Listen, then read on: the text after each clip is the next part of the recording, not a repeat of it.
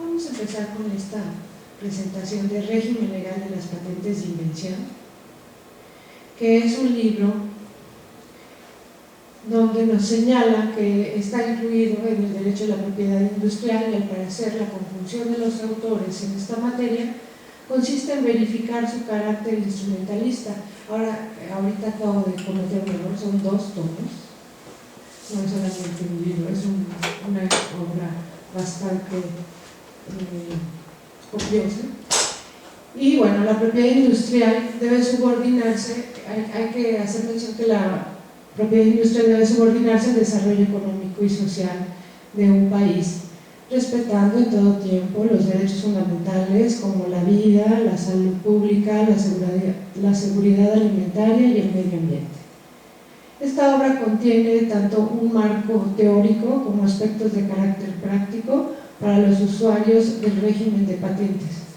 Pero vamos a dejar que hablen los especialistas y para entrar en la presentación damos la bienvenida al doctor Rafael Pérez Miranda, que es licenciado en Derecho por la Facultad de Ciencias Jurídicas y Sociales de la Universidad Nacional del Litoral Santa Fe en Argentina, doctor en Derecho Internacional por la Facultad de Derecho de la Universidad de Buenos Aires, profesor investigador de tiempo completo, titular C en la Universidad Autónoma Metropolitana, miembro del Sistema Nacional de Investigadores del Consejo Nacional de Ciencia y Tecnología. Y bueno, es más extenso su currículum, pero vamos a entrar en materia. Bienvenido, doctor. Muchas gracias.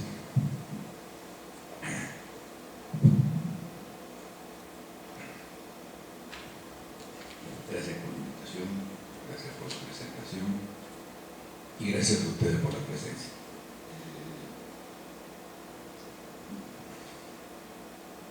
Voy a comenzar leyendo, no sé si voy a hacer que se ve muy formal. Pero bueno, comenzaba mi comentario haciendo referencia a la evolución en los últimos años del derecho económico internacional. Es decir,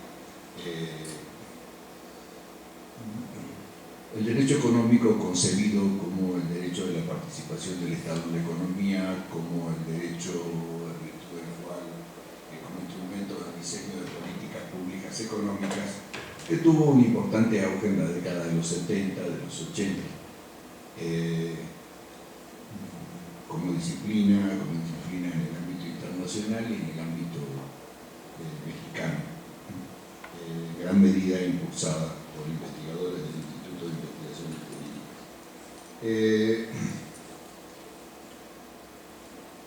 Y un fenómeno muy extraño que es el liberalismo extremo impuesto a partir de Reagan y Thatcher, de la comandante Thatcher, y la consecuente mundialización económica no acabó con los debates que había sobre el derecho económico, como muchos de nosotros pensábamos. Por el contrario, demostró que la mano invisible requiere de una participación autoritaria del Estado en la economía y por lo tanto un complejo y sólido sistema jurídico que lo organice.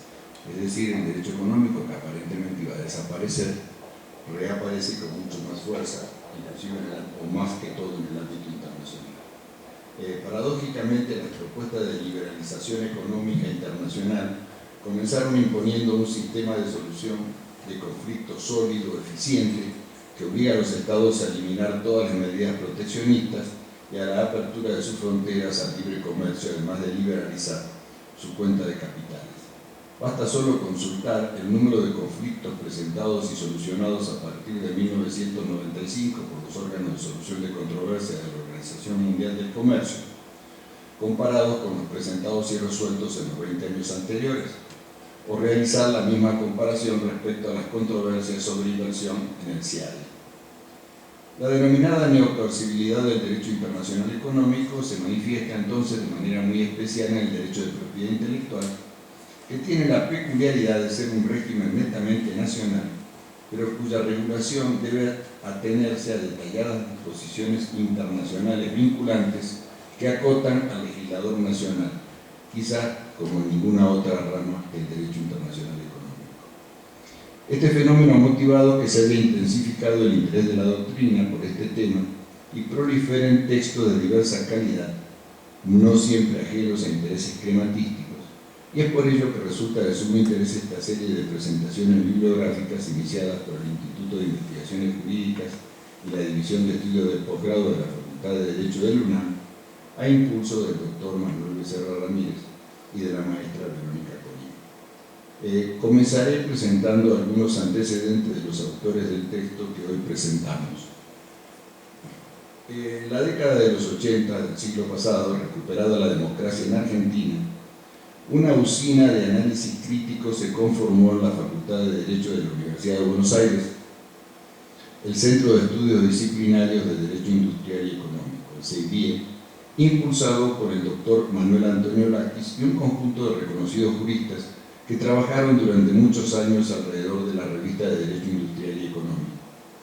La voluminosa bibliografía generada por el CEIDIE influyó en el debate nacional cuando Argentina se incorpora a la Organización Mundial del Comercio, la OMC, y como derivado directo al acuerdo sobre aspectos de propiedad intelectual vinculado al comercio, lo que hizo necesario adecuar la legislación nacional.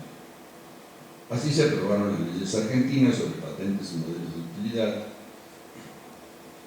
y de este centro de investigación surgieron artículos científicos y libros temáticos de los juristas del CEIDIE, algunos publicados en el mismo centro universitario y otros en editoriales independientes, destacando los importantes volúmenes de la revista Temas de Derecho Industrial y de la Competencia.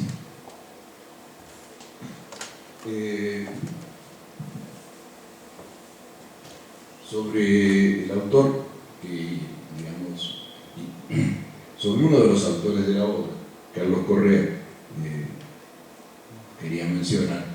En el año 1976, cuando yo era el único que había nacido,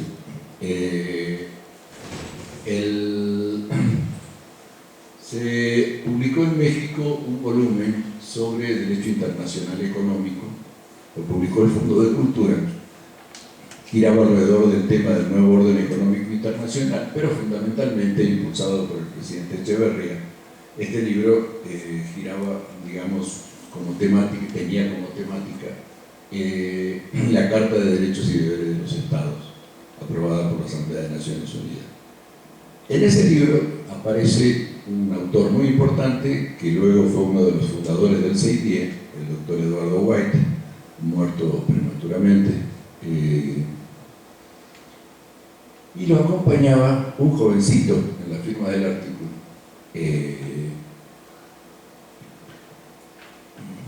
llamado Carlos María Correa. Carlos María Correa es uno de los que organiza o publica este volumen, es decir, es uno de los más jóvenes del CEIDIE, pero no es nada joven.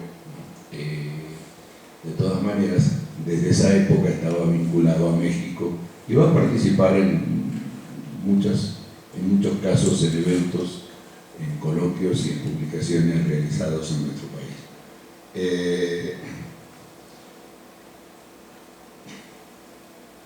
Bueno, como les digo, a través del CEIDIE se publican numerosos artículos, volúmenes, libros de homenaje, libros temáticos. Sin embargo, digamos, en la misma Argentina, no solo en el CEIDIE, se carecía de un tratado que analizara de manera integral los nuevos convenios internacionales que abarcan el conjunto del sistema de propiedad intelectual y la nueva legislación sobre patentes de invención y modelos de utilidad. Bueno, si me escucha Guillermo Cabanela se va a enojar, pero digamos que en mi opinión se necesitaba un tratado más puntilloso, más analítico que el de Guillermo Cabanela sobre propiedad industrial, y creo que este es el caso. Los dos volúmenes que integran el régimen legal de las patentes de invención cubren este vacío y se constituyen en el más importante tratado de derecho de la propiedad intelectual de habla hispana a partir de hoy, punto de referencia necesaria en cualquier análisis que se realice sobre esta disciplina, producto del trabajo colectivo de los doctores Carlos Correa, Salvador Darío Vergel y Jorge Kors. La importancia de la obra se capta desde un inicio, cuando los expertos en propiedad intelectual pueden ver cómo se articuló el contenido temático y la estructura polémica no solo del capitulado, sino también de la importancia otorgada a los temas más discutidos. No pretendo realizar un comentario detallado de cada capítulo, pero sí quisiera destacar algunos aspectos que considero relevantes.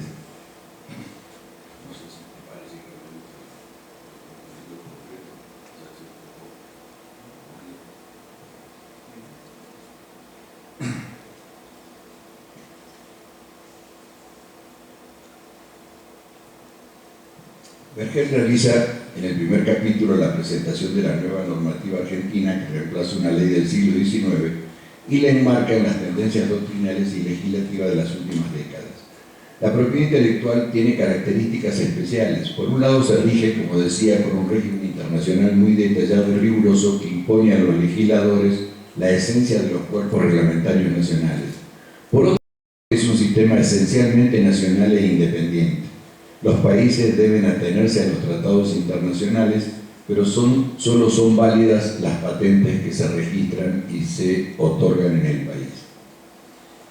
En el capítulo 2, Carlos Correa, precisamente, analiza en detalle, aproximadamente en 120 cuartillas, el derecho internacional contemporáneo de las patentes y presenta a los estudiosos, y en especial a los legisladores, no solo los aspectos críticos a que hemos hecho referencia, sino también los resquicios que pueden ser utilizados para mitigar los efectos nocivos del orden internacional en materia de propiedad industrial. Es quizá un capítulo muy importante, es uno de los capítulos más importantes del libro para mí, ¿no? En la medida en que se hace un análisis crítico, serio, ¿no? De los temas de propiedad industrial en el orden internacional, sobre todo destacando algunos de los problemas serios que presenta este orden internacional para los países en desarrollo. Yo recuerdo cuando comencé a trabajar el tema de propiedad industrial, la gran preocupación era cómo modificar el Convenio de París para que favoreciera para que permitieran las políticas de desarrollo de aquellas décadas, de los 60, de los 70, a los países en desarrollo. Era uno de los tratados que más criticábamos los que estudiábamos el derecho internacional económico desde una perspectiva de los intereses nacionales de nuestros países. Cuando se apruebe el acuerdo ADPIC, comenzamos a extrañar al Convenio de París. Ya el Convenio de París, en lugar de ser un tratado internacional nocivo para los intereses de los países en desarrollo, pasaba a ser la panacea, ¿no? Comparado con lo que era el tratado ADPIC, el Convenio ADPIC, el acuerdo. Ahora estamos viendo espantados que vamos a terminar extrañando el acuerdo ADPIC, ¿no? Porque los nuevos tratados internacionales de libre comercio, en aquello que llaman el ADPIC Plus, pues cada vez resulta más nocivo para nosotros y menos considerados o tenidos en cuenta por nuestros gobernantes cuando negocian esos tratados. Pero bueno, sigo. Ahora bien, cuando invitamos o somos invitados a un evento académico o a publicar un artículo en una revista científica, nos solicitan que abordemos un tema concreto o que seleccionemos un tema concreto dentro de temas más generales. Ello obra en favor de la actualización de los investigadores, pero por otro lado, afecta negativamente el desarrollo de los aspectos nodales de las disciplinas concernidas. Es por ello que son necesarios los tratados, y es por ello que saludamos con tanto alborozo que destacados juristas como Vergel, Correa y Kors, que son beneficiarios y víctimas de estas demandas precisas, hayan podido dedicar un espacio de tiempo a la elaboración de estos volúmenes. Exponemos lo anterior para destacar la importancia de los capítulos 6 a 9, en los cuales Vergel desmenuza la esencia del derecho de patentes, en qué casos un aporte intelectual, la solución de un problema técnico, se puede patentar, qué requisitos son exigibles, en qué casos no se debe otorgar una patente pese a que se reúnan esos requisitos, en especial cuando son contrarias a la moral y al orden público. En gran medida, la ampliación de la materia patentable y el patentamiento de lo que no se debería patentar es atribuible a interpretaciones elásticas de estas disposiciones y al desconocimiento de las especificidades del derecho de propiedad intelectual por parte de los magistrados. Estas precisiones son complementadas en los capítulos 12 y 13, en los cuales Jorge Kors establece las posibilidades y límites de las patentes de adición y perfeccionamiento y los casos de extinción de las patentes de invención, uno de los temas más debatidos en los litigios relevantes que se verifican en Estados Unidos, Europa y Asia. El mismo autor analiza en los capítulos 14 y 16, con rigurosidad académica, los aspectos procedimentales que permiten acceder a una patente y las diversas alternativas jurídicas que permiten su eficiente protección. Es un punto, yo salto algunos aspectos, pero es un punto que yo creo que es muy importante tener en cuenta en los estudios del derecho de propiedad intelectual y en especial del derecho de propiedad industrial, que es en la medida en que se trata de un régimen jurídico que otorga derechos excepcionales, digamos, y digo excepcionales porque son derechos que violentan en términos generales la economía de libre competencia. Un lingüista, creo que fue uno de los que definió con más claridad el efecto económico de las patentes. Antonio Gramsci, en una de las cartas a su nieta, le dice que las patentes tienen como efecto postergar la tendencia él dice a la perecuación, usando términos marxistas, pero digamos la tendencia a la igualación de la tasa de ganancia de las empresas. Es decir, generan efectos muy nocivos en términos de precios, en términos de costos, etc. Es decir, al tratarse de un derecho de excepción, la interpretación debe ser muy restrictiva, solo en aquellos casos en que una creación intelectual reúne todos los requisitos necesarios para otorgar una patente, solo en esos casos se debe otorgar una patente. De lo contrario, ¿no? Se afecta todo el proceso económico. Resulta simpático, ¿no?, ver que en su exposición sobre el Estado de la Nación, el presidente Obama se refiere a las patentes y se refiere en el año 2014, presentar el Estado de la Nación en el año 2014, dice que hay que tener cuidado y realizar las reformas que son necesarias para evitar lo que ellos llaman las patentes troll, es decir, toda una serie de demandas que se realizan a través de demandas falsas que se realizan a pequeñas y medianas empresas denunciando que han violentado el derecho de patentes, sabiendo que las empresas, antes de pagar abogados y sobre todo el costo de los abogados en el caso de Estados Unidos, prefieren un arreglo y en muchísimos de los casos terminan pagando dineros que no deberían tener que pagar. Y este fenómeno, destacado por Obama para su país, también se produce en México por el hecho de que gran parte de los litigios en México se llevan ni más ni menos que el Instituto Mexicano de la Propiedad Industrial.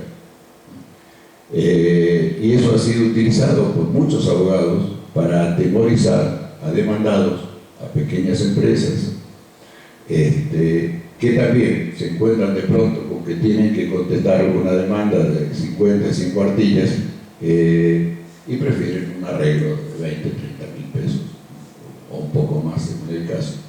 Un caso muy famoso fue el World Trade Center, que demandaron a todas las oficinas del World Trade Center que sus tarjetas decían World Trade Center porque un señor había registrado la marca World Trade Center.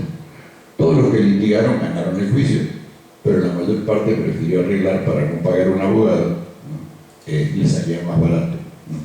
Arreglar o negociar que pagar un abogado.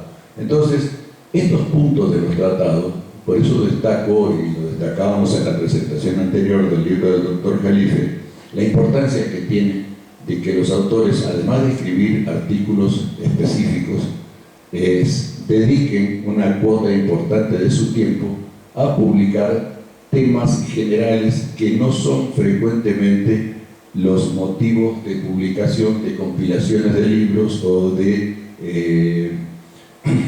sectores de revistas, que son, por ejemplo, este tema de los requisitos. Por eso esperamos con tanta ansiedad que el doctor Becerra nos entregue su libro sobre Derecho Internacional de la Propiedad Intelectual, donde, digamos, va a abordar o va a tratar sistemáticamente este tema.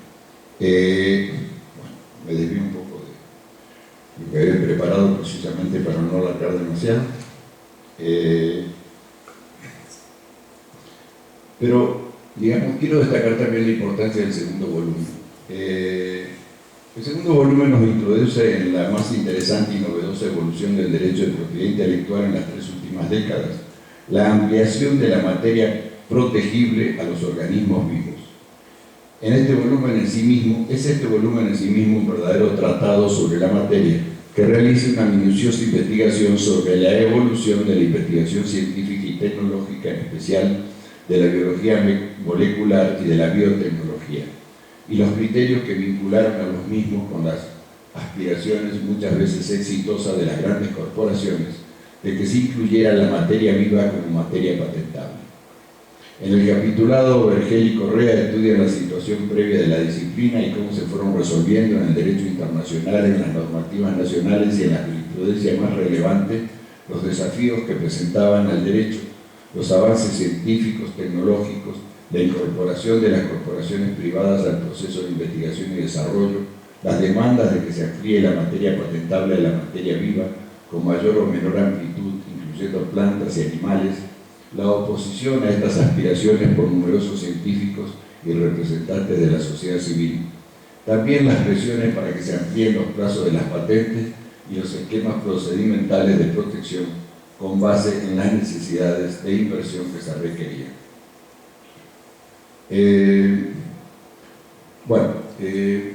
Más o menos es lo que quería comentar sobre este libro. Considero que son 2 volúmenes muy importantes, muy interesantes, digamos de lectura más o menos ágil, no tan ágil como uno a veces quisiera, sobre todo en el segundo volumen, cuando hace referencia a las cuestiones de propiedad industrial de organismos vivos, pero digamos, resulta muy difícil explicarlo de manera científica sin hacerlo con estos detalles y con estas precisiones que realizan tanto Vergel como Correa en este segundo volumen. Creo que realmente considero seriamente que es un volumen de consulta obligatoria en materia de propiedad industrial para investigadores, para profesores, para litigantes, quizá en este último aspecto, no tanto en la medida en que hace referencia especialmente a la legislación sobre patentes y modelos de utilidad. La ley argentina es bastante diferente a la legislación, bueno, mejor dicho, como corresponde a toda la legislación sobre propiedad industrial, que es muy parecida, porque todos tienen que responder al esquema del Convenio de París y el acuerdo de PIC. Sin embargo, la ley argentina no contempla las marcas, solo contempla patentes y modelos de utilidad, y tiene algunos aspectos bastante diferentes que sí es conveniente analizar y estudiar para, digamos, utilizar las políticas de derecho comparado en futuras reformas legislativas, y una de ellas es el capitulado de la Ley de Patentes y Modelos de Utilidad de Argentina relacionada con el intento de evitar que las patentes y los modelos de utilidad, sobre todo las patentes, sean utilizadas como con prácticas monopólicas. Tratar de evitar en la medida de lo posible, en la medida que se puede, los efectos nocivos de la patente que derivan del privilegio monopólico que se otorga. Creo que en este aspecto la ley argentina es bastante avanzada. Lamentablemente no se la aplica no se aprovecha, digamos, no se ha aprovechado ni en la doctrina, bueno, no es este el caso, en este caso se explica bien, pero digo en general, ni en la doctrina ni en los tribunales se ha aprovechado esta posibilidad que brinda la ley argentina de evitar los conflictos monopólicos, en algunos aspectos, inclusive en un tema que tratamos en la presentación anterior, que es el agotamiento internacional del derecho de patente. Bueno, creo que me extendí demasiado, pero quería aprovechar para comentar. Es un muy buen libro y nada.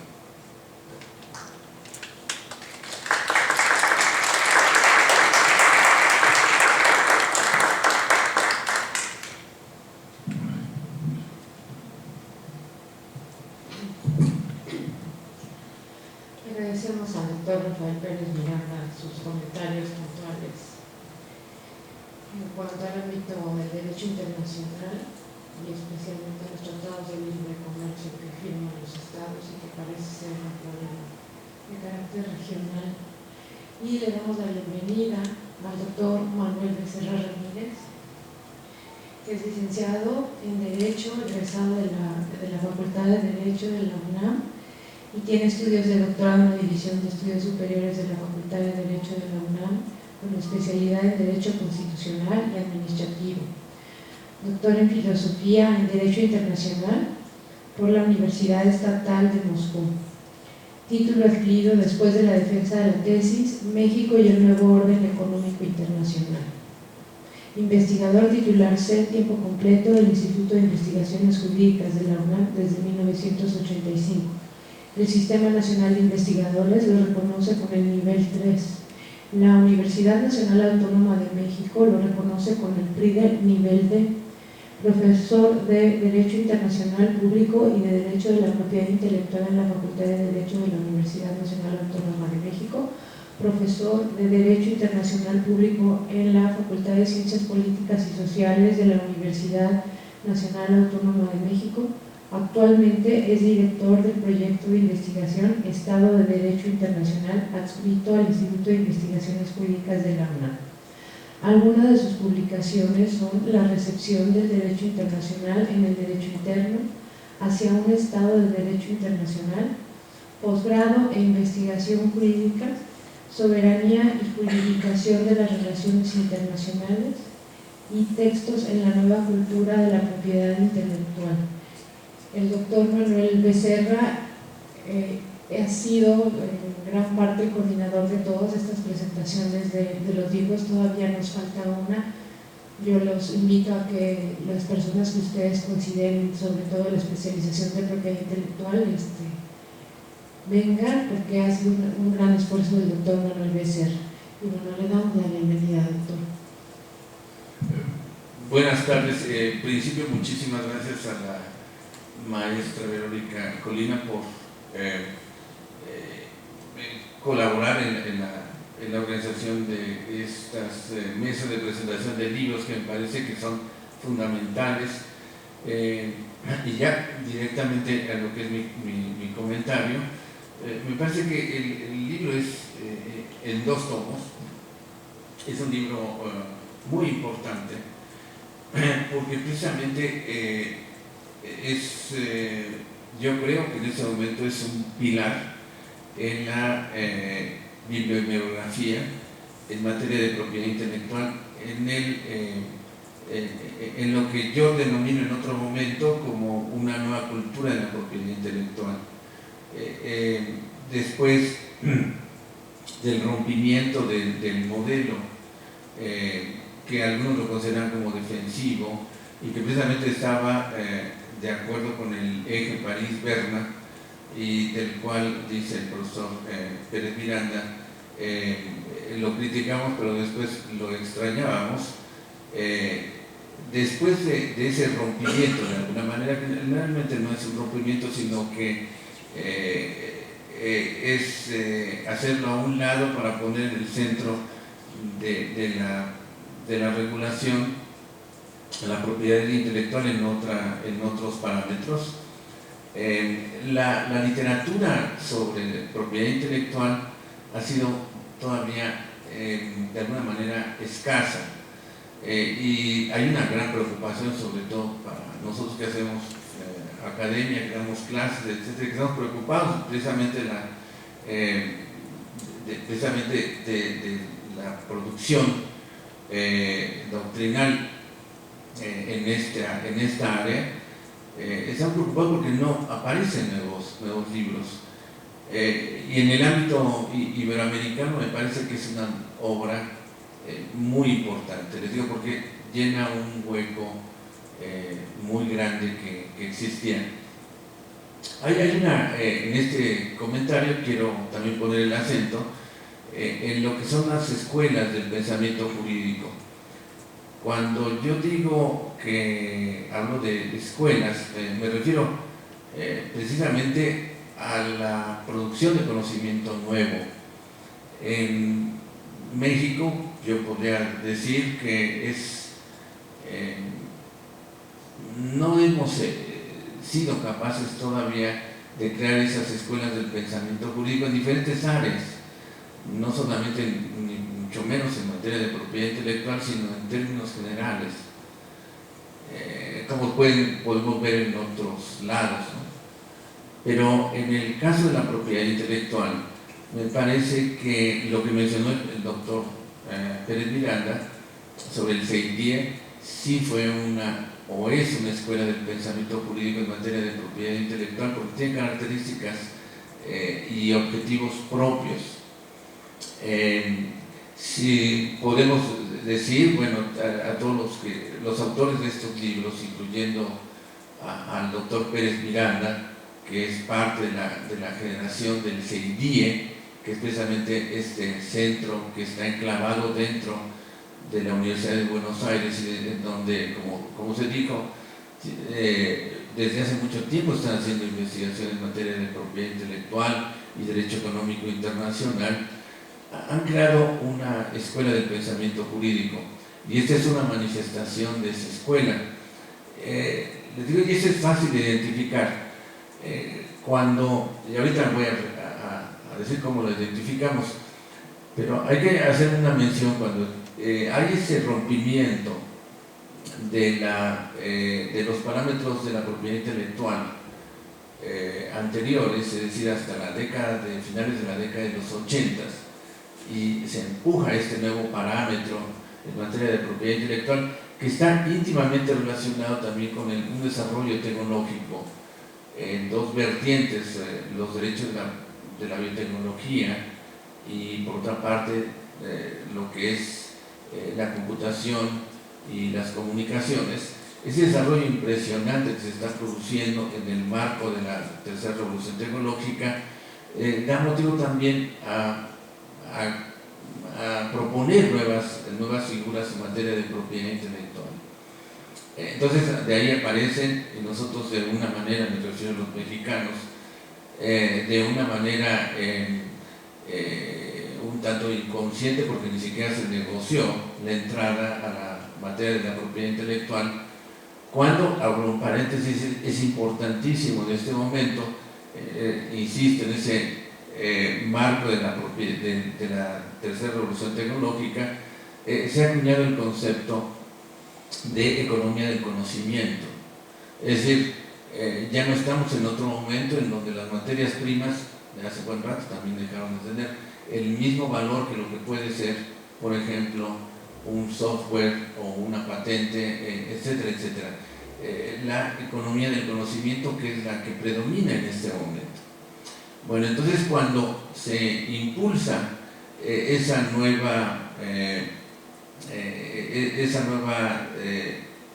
podemos decir, cultura de la propiedad intelectual en la década de los 80, y de una manera irreflexiva el Estado mexicano acepta el Tratado de Libre Comercio sin ni siquiera negociarlo, en materia de propiedad intelectual y después acepta los TRIPS, es decir, las negociaciones en materia de comercio exterior, de comercio internacional, en donde se incluye a la propiedad intelectual, en donde insisto, se adopta por parte de México, los comentaristas, los teóricos, dicen, bueno, ya posteriormente dicen, bueno, ya perdimos, hay todo una nueva cultura, unas nuevas reglas en materia de propiedad intelectual, en donde simplemente hay un cambio de 180 grados cuando se protegen por primera vez los productos farmacéuticos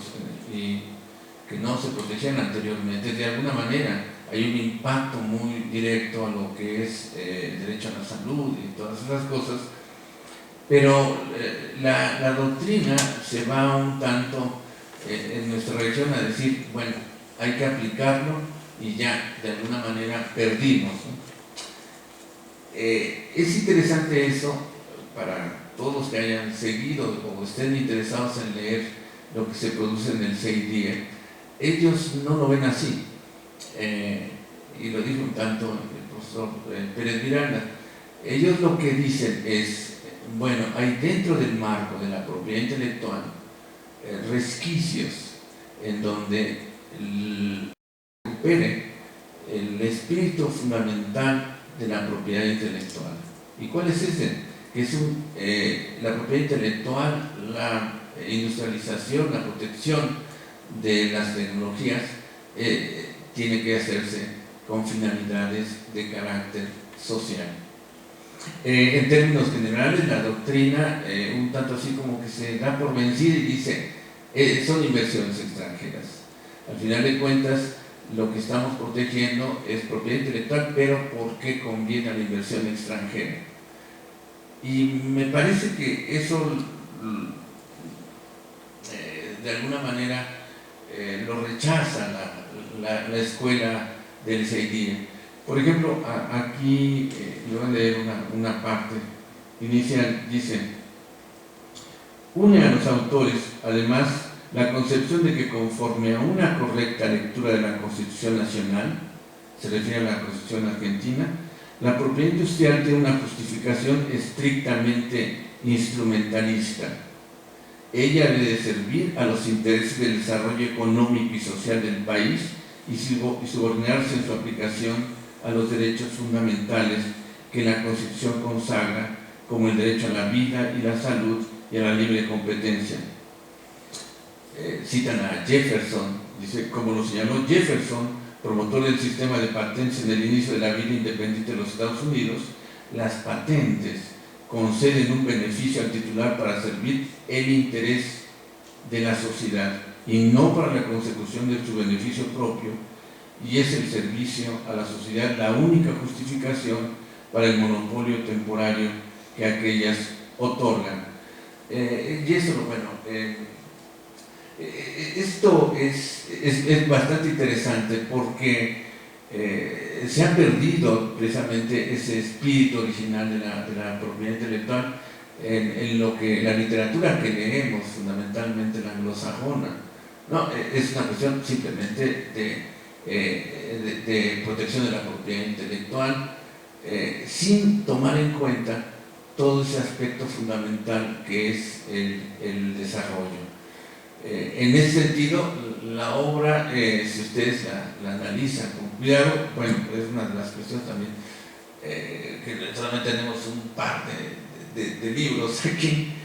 Desgraciadamente no pudimos invitarlos a los autores, nos faltó dinero para invitarlos aquí, pero verán en toda la obra precisamente ese espíritu, ¿no?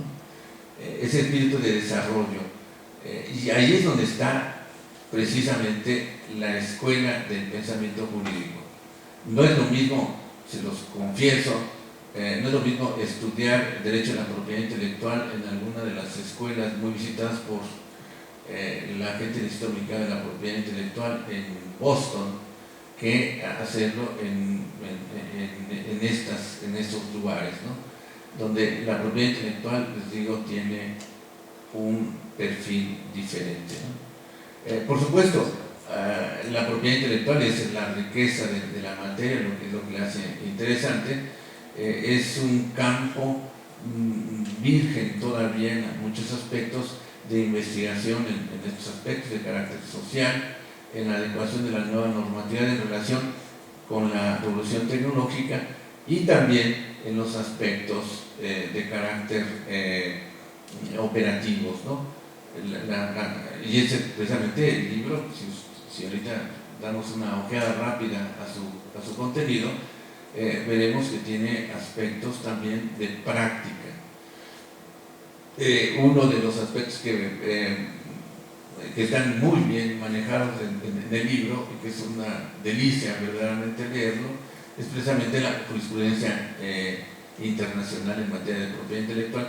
Y al leerlo me surgió una idea bastante, bueno, ahí estaban las cosas, ¿no? Una de las cosas que yo he tenido preocupación y me hizo recordar al leer una parte del libro, en alguna vez en una mesa redonda en el Instituto de Investigaciones Jurídicas junto con algunos colegas, cuyo nombre no quiero decir, yo planteé la posibilidad, mejor dicho la crítica, de que el desarrollo tecnológico que se estaba produciendo en esta tercera revolución tecnológica, no todo era protegible mediante la propiedad intelectual. Les decía, una de esas era precisamente la cuestión genética. Y verdad, hay varios casos, el caso Moore, por ejemplo, donde se da una patente precisamente por hacer una separación de una línea celular, y esa es una patente. Mi cuestionamiento era de que eso no es un invento, sino eso puede ser un descubrimiento. En otro momento no se patentaba eso, es una separación de líneas celulares. Pero, sin embargo, lo que me llama mucho la atención es que eso lo reconocieron en Estados Unidos como patentable.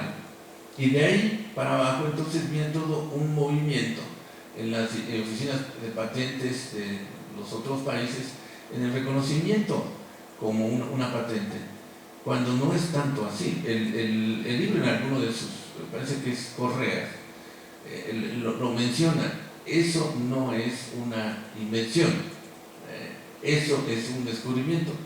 Precisamente con ese tipo de interpretaciones que se han dado y venidas fundamentalmente del norte, no del norte de América, somos de un poquito más al norte, precisamente este tipo de interpretaciones de alguna manera diluyen las fronteras entre lo que es el descubrimiento y la invención. Pero eso se debe también un tanto como decía Rafael, a la cuestión de los jueces. Los jueces necesitan entender lo que es la propiedad intelectual y de esa manera ir decidiendo. Les digo, esa parte me llamó mucho la atención y me hace pensar porque ellos lo plantean. Bueno, dejemos que sea la Organización Mundial del Comercio, que con su sistema de solución de controversias, quien dirima y ponga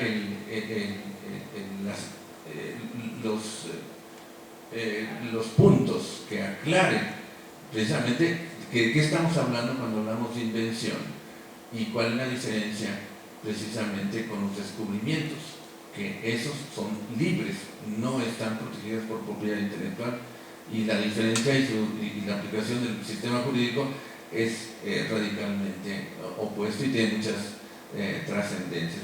Simplemente la trascendencia de la privatización o la creación de monopolios de explotación en frente de lo que no es. Pero precisamente en eso estriba un tanto la importancia de este trabajo, ¿no? Es un análisis muy minucioso por personas que han estado reflexionando, estudiando, observando durante varias décadas la propiedad intelectual. Hay también, es interesante también un análisis de la legislación argentina. Es interesante también. Yo le pregunto a Rafael, el equivalente del INPI, Instituto Mexicano de Propiedad Intelectual, Instituto Nacional de la Propiedad Intelectual en Argentina, dicta directrices. ¿Qué tanto esas directrices son jurídicamente obligatorias y qué tanto son una política de Estado en materia de propiedad intelectual? Ese es interesante, ¿no? Para hacer un análisis de carácter comparativo. En términos generales, les digo con un lenguaje un poco más emotivo, quiero decirles que es una delicia leer este libro. Nada más terminaría viendo un poco su contenido, ¿no? Como ya lo mencionaba el doctor Pérez Miranda, el primer capítulo está escrito por Salvador Darío Bergel. El segundo, que se refiere al régimen internacional de la propiedad intelectual, está escrito por Carlos Correa. Recuerdo que Carlos Correa ha escrito mucho sobre esto, inclusive tiene un libro precisamente sobre ARPIC. Es curioso también la personalidad de Carlos María Correa, porque durante un tiempo, a mí me consta, la gente de la OMPI no le gustaba mucho porque era muy crítico, ¿no? Pero ya me pasa el tiempo y después se le invita a Carlos María Correa a hacer un estudio en Inglaterra, que es un estudio muy famoso sobre la materia, ¿no? Les digo, entonces, lo que pasa es que son innovadores en materia de doctrina, y por eso a los innovadores muchas veces al principio se les rechaza, pero después se les asimila o se les copta, ¿no?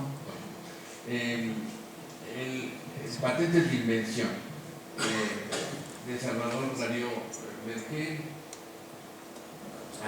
Esto es interesante. En el caso de México no tenemos mucho escrito sobre la materia, sobre patentes laborales. ¿Qué pasó ahí? Si buscan ustedes en la bibliografía mexicana, solamente hay un artículo por ahí de una maestra especialista en Derecho Laboral, no digo su nombre, para que ustedes lo busquen, pero bastante superficial. Este tema es muy interesante. Y sigue con la cuestión del patentamiento y los requisitos para su patentamiento. Exclusiones de patentabilidad. Este también es uno de los temas muy importantes. Por ahí es donde se cuela el desarrollo nacional. Es decir, hay el monopolio que se crea mediante la propiedad intelectual y concretamente de las patentes, tiene también sus resquicios.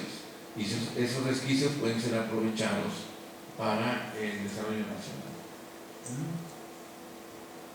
Las exclusiones del artículo 7, las reivindicaciones. Este es un tema de las reivindicaciones que no existen en nuestro país.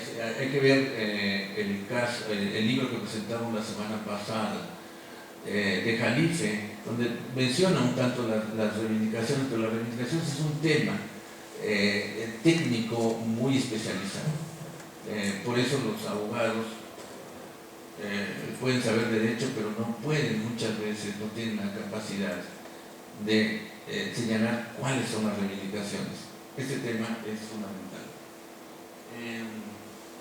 Excepciones a los derechos exclusivos, las licencias voluntarias, ese es un tema, tanto las licencias voluntarias como obligatorias es un tema también importante, es un tema en donde los abogados pueden sacar para las tacos, para las albóndigas. Es un tema de operatividad y es un tema bastante técnico, pero muy importante. Patentes de adición o perfeccionamiento.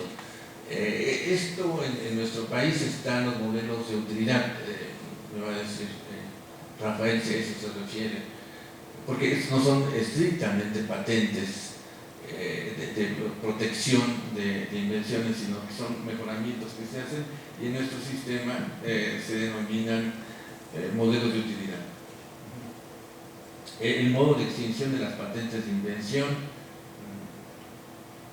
procedimiento administrativo, que este es un tema que bien puede ser interesante desde el punto de vista de comparación, ver cuál es el sistema argentino y cuál sería el de nosotros, ¿no? Protección de los derechos conferidos por las patentes. Hay una reivindicación por ahí en alguno de los temas del derecho moral del inventor, que en este desarrollo tecnológico se pierde muchas veces. ¿Quién hizo tal? Eso lo hizo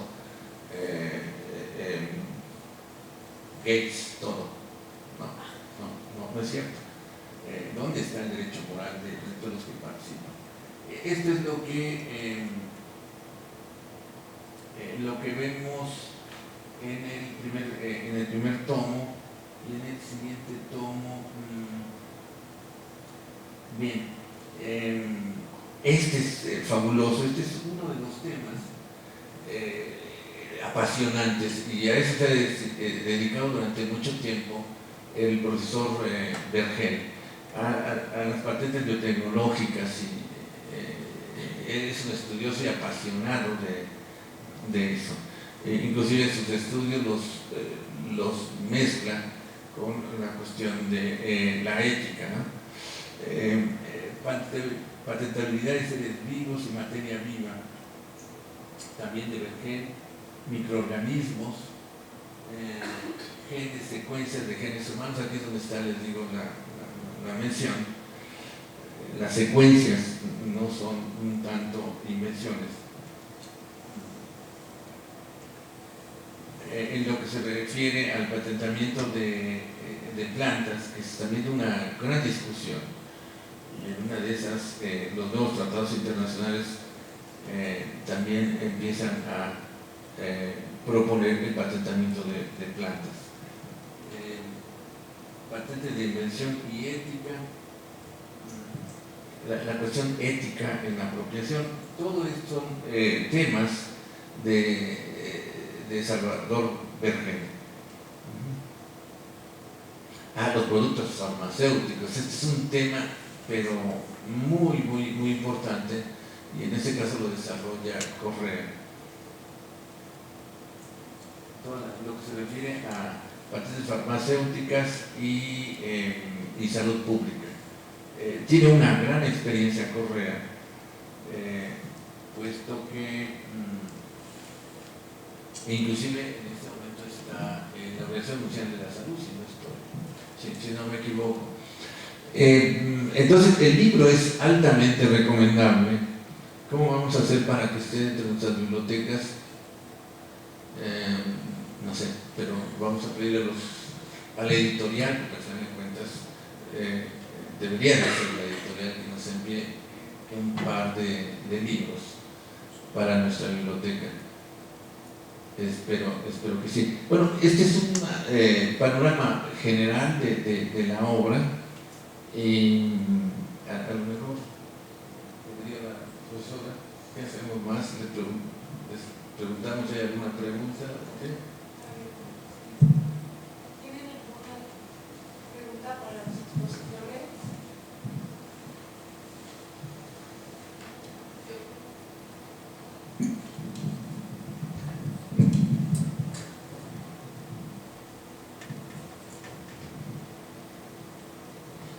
Buenas tardes, muchas gracias por su exposición. Me causa gran interés el saber cómo es que, bueno, tal vez no es tanto el tema, pero cuando mencionó que el INPI aquí en México y el equivalente en Argentina emiten directrices respecto a la propiedad intelectual, a lo patentable o a qué no. ¿Existe aquí en México algún tipo de parámetros o con base en qué lo hacen? ¿Y de qué manera influye en la propiedad intelectual?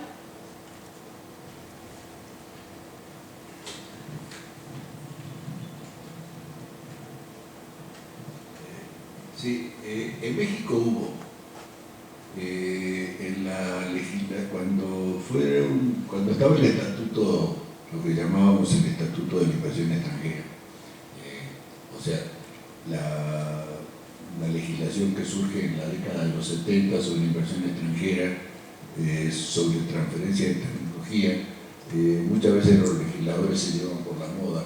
En México legislamos, en el resto de América Latina fue igual, legislamos primero sobre transferencia de tecnología que sobre patentes, marcas, invenciones y marcas.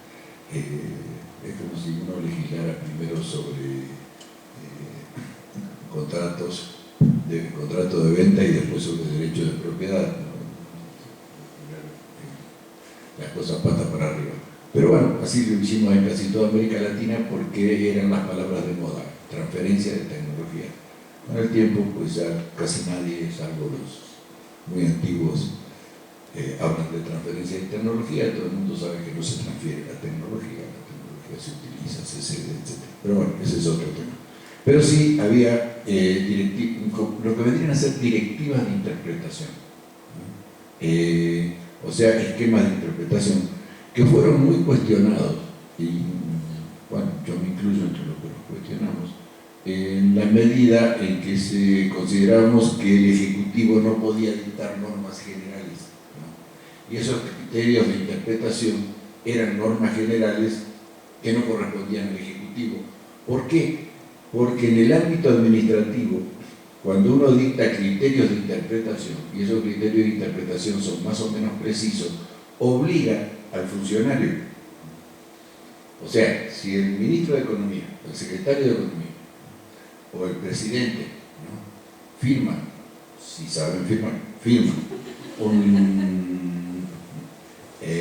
un decreto, ¿no?, y por decreto interpretan la ley, no reglamentan la ley, que es otra cosa, ¿no?, sino que por decreto interpretan la ley y el reglamento. El empleado que recibe la patente y el funcionario que dictamina sobre la patente tiene que atenerse a ello, aunque él piense diferente. Un director de área no puede decir: yo no aplico esta ley porque es inconstitucional, ¿no?, porque le pegan, ¿no?, lo corren. Bueno, él preferiría que le pegaran, pero lo corren, ¿no? Entonces, digamos, en este caso, el Ejecutivo está dictando normas generales. Ya son bastante cuestionables los decretos de reglamentación, en la medida en que no hay una disposición clara en la Constitución que diga, ¿no?, que se dé. Y en general el Poder Ejecutivo muchas veces viola la ley reglamentándola. Bueno, en Argentina sucede lo mismo. La diferencia es, bueno, en México, a partir de ello, y sobre todo a partir de que se comenzó a liberalizar el esquema tanto de inversión extranjera como de propiedad intelectual, se derogó la ley de transferencia de tecnología. En el 87 se reformó la ley de patentes, se la liberalizó bastante, y en el 91 ya, digamos, se dictó la actual ley de propiedad industrial, que no tiene nada que ver con lo que era la ley de 1976. Predominó esa interpretación que, sin querer, lo que comenzamos a cuestionar estas interpretaciones, hicimos el juego al liberalismo, porque el liberalismo lo que quería era que los funcionarios pues pudieran interpretar libremente la ley para que le dieran la razón, ¿no?, la razón del sobre, ¿no? Un sobre junto con mi pedido me van a dar la razón y se acabó el problema. Entonces, en México no. En Argentina sí existe una directiva de interpretación de la ley, dada por el mismo Instituto Nacional de Tecnología Industrial, ¿no?, y es tan inconstitucional como en México, porque, digamos, las constituciones pues, en general no autorizan al Poder Ejecutivo a dictar normas generales. Inclusive, en este momento hay un caso muy peculiar, que es, en Argentina hubo un presidente muy especial, ¿no?, Sí. Este era muy voluble, digamos. Cuando se dicta la ley de propiedad industrial para adaptarla, o sea, la ley de patentes de invención y modelos de utilidad para adaptarla a la legislación, a las normas internacionales, se incluye una disposición que está en todas las legislaciones, por más que también se viola, pero digamos como término general, todas las legislaciones dicen que está prohibido el patentamiento de plantas y de razas animales. Entonces él lo veta. Y luego dicta un reglamento en el cual prohíbe el patentamiento de plantas, ¿no? Y de razas animales. Es decir, lo que él había vetado y quedó fuera de la ley porque lo vetó, ¿no? Y como el Parlamento era muy obsecuente, el argentino, pues aprobó lo que había vetado el presidente, ¿no? Y después él mismo, cuando reglamenta la ley, lo incluye, ¿no? Dado lo cual genera un disparate, porque hay cantidades de impugnaciones. Pero además, esta directiva tiene una disposición muy especial que el mismo INPI que dictó la directiva no la aplica, ¿no? Porque hay muchos intereses en este sentido, que dice que el hecho de que se patente un gene modificado, ¿no? Si ese gene modificado se incorpora a una planta, no quiere decir que la planta esté patentada, ¿no? Lo que implica que la semilla tampoco, ¿no? Es decir, prácticamente aplica el esquema que tenemos nosotros en la ley para la tecnología que está en los automotores que cruzan de Estados Unidos a Guatemala. Si yo en ese automotor tengo un objeto patentado, pues está patentado, ¿no? Bueno, o en un auto hay un objeto patentado, pues el responsable es la empresa que fabricó el auto, no el que lo compró. A mí no me pueden sacar un auto porque tiene una computadorcita patentada, ¿no? Bueno. Entonces hace esta interpretación que también se está cuestionando, porque en este caso ni siquiera es un decreto reglamentario, es una interpretación del mismo INPI, ¿no? Que peculiarmente sí patenta las semillas, ¿no? O sea, dictaron una interpretación de que no se debe patentar, ¿no? Y sí dan entrada a la semilla, sí patentan la semilla. En México tenemos un problema, no se publican, no tenemos directivas de interpretación y no tenemos publicación de interpretaciones que se hace el INPI sobre qué es patentable y qué no es patentable. En México la doctrina puede discutir todo lo que quiera sobre si los genes modificados son patentables o no son patentables, no importa, carece de importancia, porque el INPI los patenta y no hay una sistematización, una publicación de esas interpretaciones del INPI.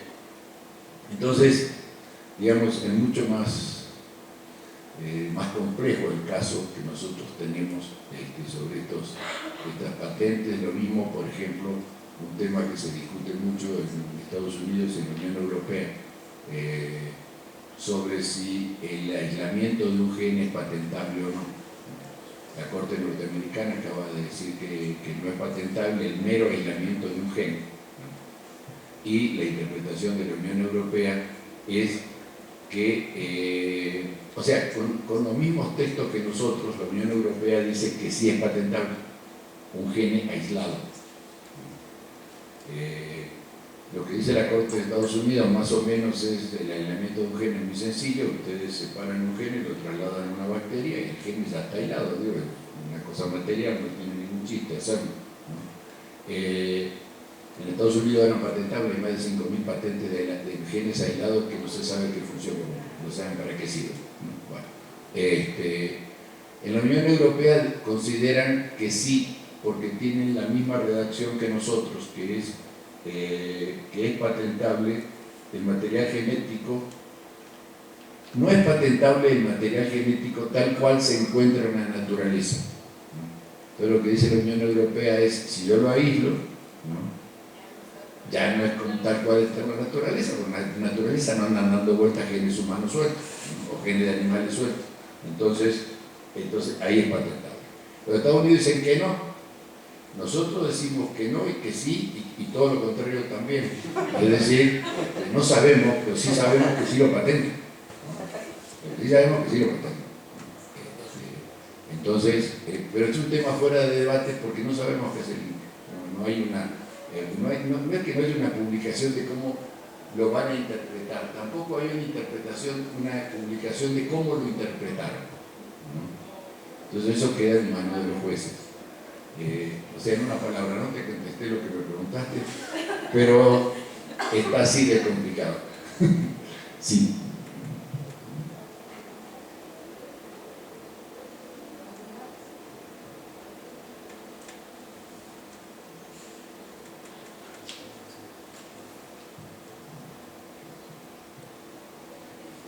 Bueno, pues yo quiero, en nombre de la doctora Karina Gómez Rodel, darles un reconocimiento a nuestros ponentes por su invaluable presencia como expositores en la presentación del libro Régimen Legal de las Patentes de Invención 1 y ABP 2. Doctor Rafael Pérez Millán.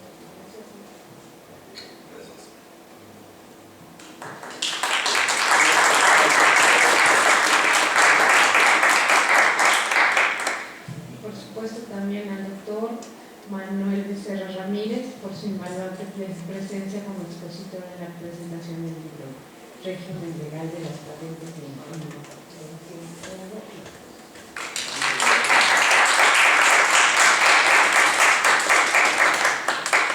A ustedes muchísimas gracias por su asistencia y bueno, no olviden que la semana que viene todavía tenemos otra presentación de un libro que también es igual de interesante.